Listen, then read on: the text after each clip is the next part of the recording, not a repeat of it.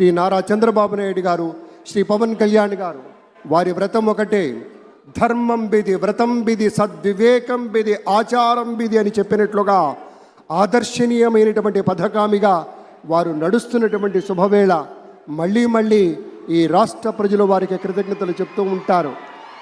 మన చంద్రబాబు గారు, మన పవన్ కళ్యాణ్ గారు ప్రత్యేకంగా కృతజ్ఞతలు చెప్పారు.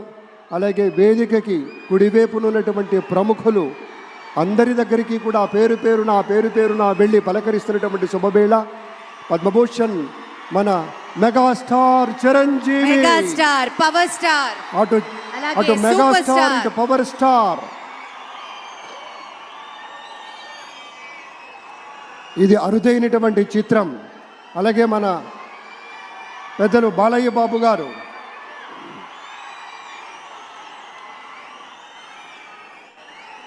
సూపర్ స్టార్ తలైవర్ రజనీకాంత్ గారిని పలకరిస్తున్నారు ప్రధాని. వారి దంపతుల్ని లేడీస్ అండ్ జెంటిల్మెన్ మనస్ఫూర్తిగా వారి శుభకామనలు అందుకుంటూ మన బాలయ్య బాబుతోటి కరచాలనం చేస్తూ ముందుకు వెళ్తూ ఉన్నారు.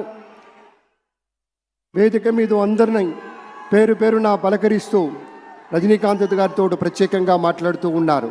ఇది ప్రేమ, ఇది అభిమానం, ఇది వాత్సల్యం, ఇది కృతజ్ఞత, ఇది గౌరవం, అపారమైనటువంటి విశేష గౌరవంగా మనవి చేసుకుంటూ అద్భుతమైనటువంటి వారి యొక్క దిశానిర్దేశకత్వంలో మహనీయులు శ్రీ నరేంద్ర మోదీ గారి యొక్క దిశానిర్దేశకత్వంలో మన ఆంధ్రప్రదేశ్ రాష్ట్ర ప్రభుత్వం అగ్రగామి రాష్ట్రంగా నిలుస్తుందనటంలో సందేహం లేదు.